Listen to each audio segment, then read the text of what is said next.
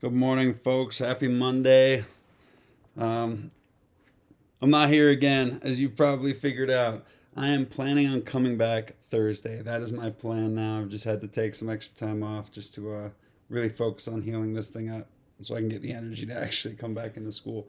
But before we get started on today's lesson, I do want to make a few announcements. Okay, so first of all, I really want to talk about retakes because I've been getting a ton of emails about retakes. So, let's talk about just taking the Unit 7 test. Okay, if you haven't taken the Unit 7 test, or if you want to retake the Unit 7 test, you have until Friday of this week. Okay, you cannot retake after school on Friday because there's a faculty meeting. We don't do retakes after school on Friday. Okay, so here's what you have to do. All right, if you have signed up for a retake and you've already given me your retake form, then you're fine. You're good to go. Your retake should be in the library. Okay, and you can go to the library any day after school this week and take it. Okay, if you haven't given me a retake form, you need to email me your retake form. Email me your completed retake form for the Unit 7 retake so that I can get that set up, and then I will send you an email back saying you're good to go in the library and you can go to the library after school as soon as you get that email response from me. If I haven't responded to that email, it's not going to be in the library. Okay? So just make sure of that. All right. If you have to take the Unit 7 test and you still haven't taken it, okay, um, you need to email me. Well, actually, no, you don't. All you need to do, if you haven't taken the Unit 7 test and you need to take it, is go to the library and tell the librarian that you need to take the Unit 7 test. I'm going to email her a link or not a link, but a list of students who haven't taken the Unit 7 test. So if you need to take it, you need to go to the library after school, one of the days this week, as long as it's not Friday, and just tell her you need to take it. And she'll give you a paper with the code on it, and you can take it there after school. All right? The Unit 8 test. If you need to take the Unit 8 test, I've gotten a couple emails from people. Um, you're going to be doing that in the library after school as well. Okay? And you've got till beyond Friday. You've got this week, next week, the week after to retake the Unit 8 test. But what you need to do to take it is, again, head to the library after school, let them know that you need to take the Unit 8 test, and she'll give you a paper. You can retake it with the code on it, and you can retake, or you can take it. Okay, that's for just taking the Unit 8 test. All right. And you can't, I want to say for the Unit 8 test, you won't be able to do it today, but Tuesday, Wednesday, Thursday, and then the week after you can take it. All right. As far as retaking the Unit 8 test, because I've gotten some emails from students who want to retake it already. If you want to retake the Unit 8 test, you need to, again, like the Unit 7 test, complete the retake form, right? I've still got a bunch in my room. Email me a picture of your retake form, and then when you get that confirmation email from me, then you can head to the library and she'll have a retake for you. Okay? So if you're retaking, just remember send me your retake form, head to the library once you get that email back from me. If you're just taking a test for the first time, head to the library, tell them you're taking it. They'll give you that paper with the passcode. All right, that's kind of the situation with that. And that's how we're doing that. Okay? At least until I get back on Thursday. All right? Ooh, hey, guys. So, let's talk about multiplying radicals. All right, now there's a lot of ways to do this, a ton of ways, because it's multiplication, right?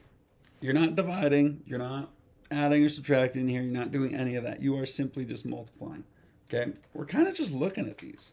All right, so I'll have the steps written down, but let's do this. Okay, so first step, and you can write these down as we go through them. You don't have to write them all down at once.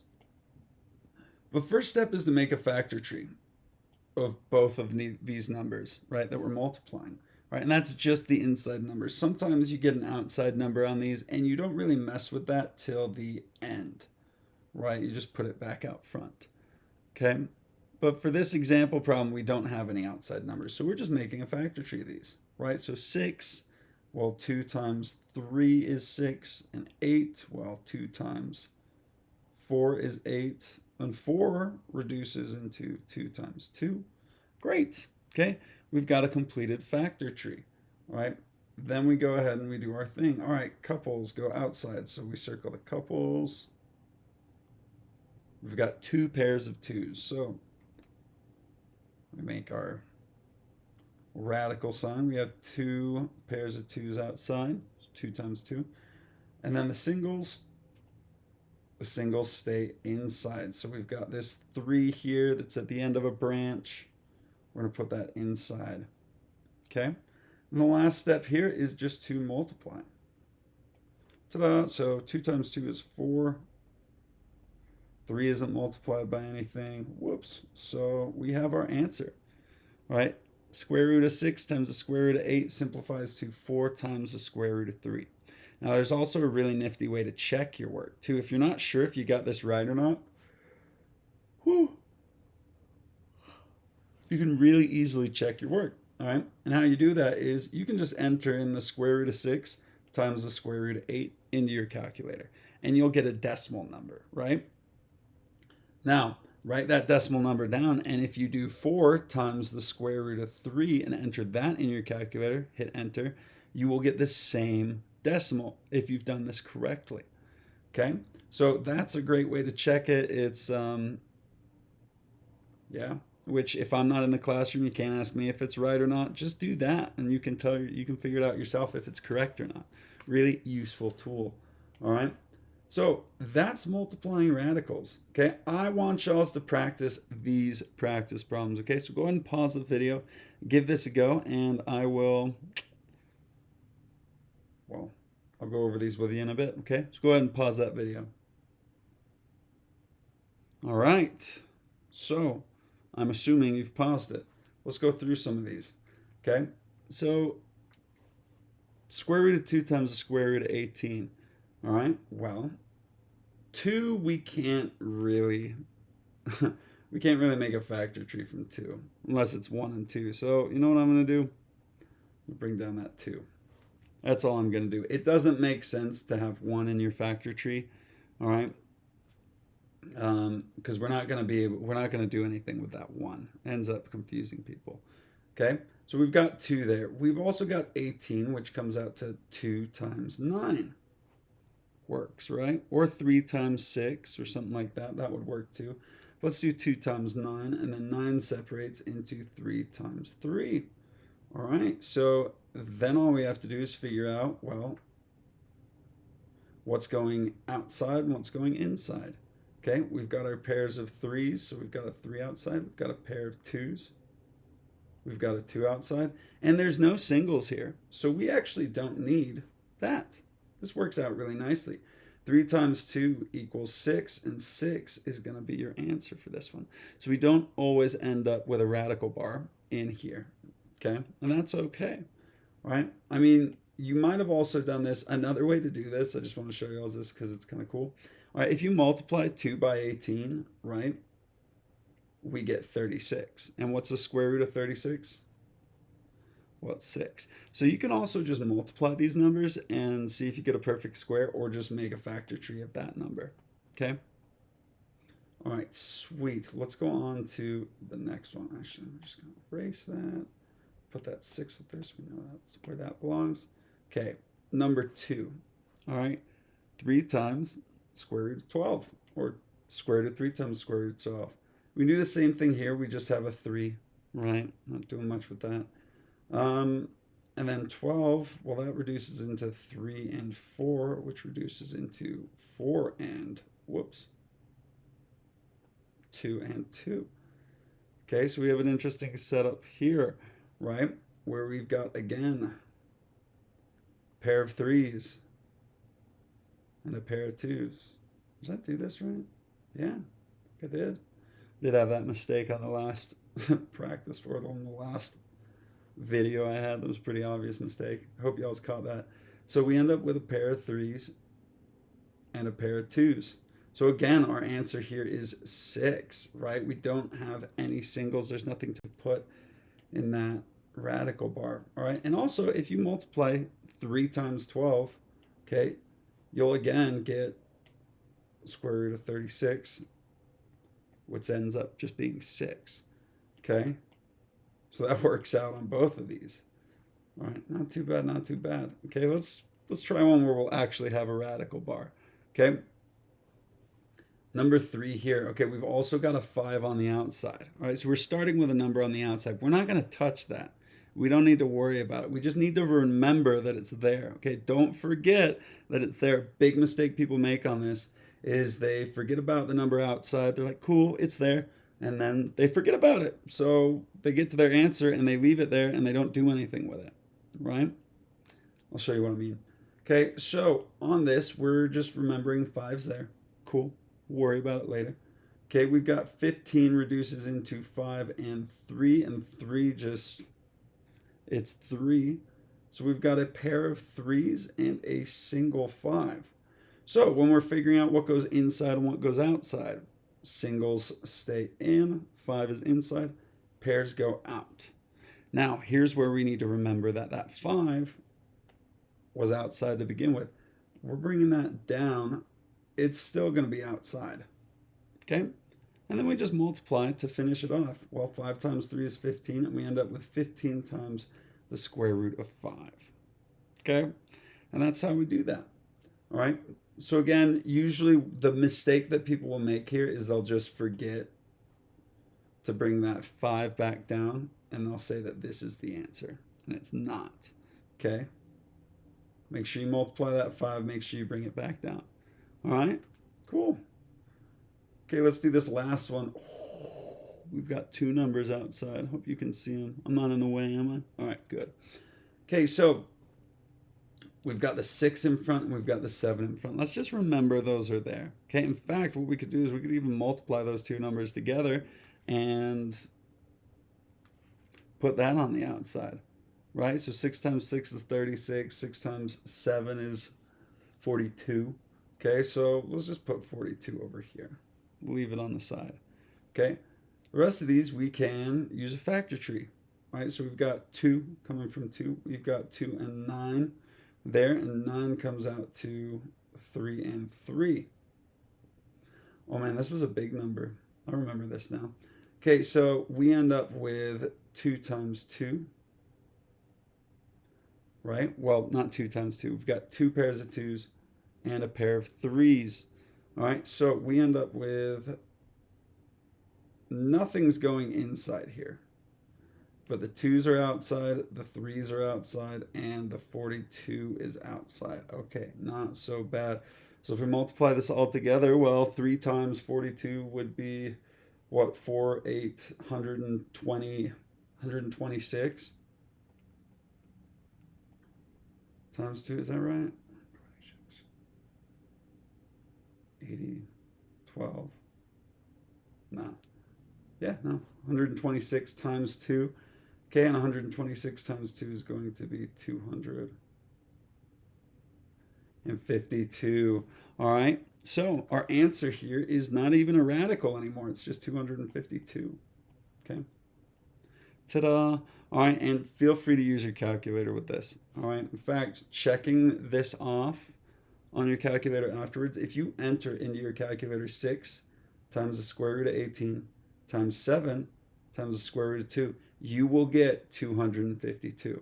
Okay, make sure you're entering that in your calculator correctly, though. When you enter these in your calculator, you have to put parentheses around, well, at the end of the square root sign, right? To show that you're not doing the square root of 18 minus 7, or 18 times 7. You're just doing the square root of 18. Okay, so that's multiplying radicals. All right, now there's a worksheet that I also want y'all to do today that has some more practice with multiplying and dividing these. All right, so let's go on to dividing radicals. I know it says catechals. It just missed the top of the R. That's all. Okay, so dividing, there's a different way we do these. Okay, there's a lot of simplifying knowledge that goes into this. Okay, so the first thing you're going to do is just look at it. Just look at your problem. Okay? It's a good problem. Okay? Square root of 15 divided by the square root of 12. All right. So when you look at this, you're asking yourself 2 questions. You're asking yourself, can I simplify? And then you're asking yourself, are there any perfect squares? Well, can we simplify 5 over 12. Yeah, we can. We can divide the numerator and the denominator by 3, right? 15 divided by 3 is 5. And 12 divided by 3 is 4. Okay. And then you're asking yourself, are there any perfect squares? Are there? Well, yeah. Square root of 4. 4 is a perfect square. And that reduces to just 2. Okay. So finding a perfect square and reducing is, the majority of the time you can reduce a fraction, right? Especially with these problems. And we won't always find a perfect square, but when we do, it really simplifies the problem for us. All right, so we end up with 5 square root of 2. Now, if you couldn't simplify, or there weren't any perfect squares, you would simplify each radical and then simplify the fraction. And what that looks like, I'll go ahead and show you on this. Okay, so simplify each radical. All right, so square root of 15 over the square root of 12. All right, so 15 simplifies into square root of 3 times the square root of 5, right? Okay, 12 simplifies into the square root of 3 times the square root of 4, right? Now, we've simplified our radicals. Right, oh, we haven't actually, because that's a perfect square right here. So the square root of 4, right? So this turns into square root of 5 times the square root of 3 over 2 times the square root of 3. And then from there, we're really just reducing our fraction, right? So the square root of 3, we can take those out because there's one on each level of the fraction. And then we're left with the square root of 5 over 2. Which is what we got the other way. So either way you do this, you're going to get the same answer. Okay? So go ahead and pause the video now. I want y'all to work on those practice problems at the bottom of this page on your own. Okay? Give those a go. Then I'll go over them with you. Okay, so if you're here, you have worked through these. And now unpause your video. If you haven't done these yet, pause your video. All right, so if you're still here, went through these, let's talk about them, all right? So number 1, we've got 15 over 20. Okay, let's look at it first. Ask yourself the obvious questions, right? Can I reduce this? I can, right? So I can reduce it. I'm going to reduce it, right? 15 over 20, that's the same as, well, we can divide both of those by 5, right? So 15 divided by 5 is 3. And 20 divided by 5 is 4. Okay, not bad. So we have 3/4. Right? Now we get to ask ourselves, are there any perfect squares? Why, yes. 4 is a perfect square. So this is the same as square root of 3 over 2. And that's our answer for this one. If you type this into your calculator, right, the square root of 15 divided by 20. All right, and then put a parenthesis after it. Okay, hit enter. You will get the same thing as if you plug into your calculator the square root of 3, put that parenthesis there, divided by 2. That will give you the same decimal. These two are equal. Okay, cool. Let's go on to the next one. All right, number 2. Oh, this is great. So we're going to look at this. All right, can we reduce this? No. 25 and 9 aren't divisible by the same number. 25 is divided by 5, 9 is divisible by 3, but that doesn't help us out here. Okay, so we ask ourselves the next obvious question. Are either of these a perfect square? Good news is they're both perfect squares, so that really helps us out. The square root of 25 is, let's do this. The square root of 25 is 5. And the square root of 9 is 3. So guess what? We have no radicals in our answer for this one. That is just a whole number. Or not a whole number, but a fraction.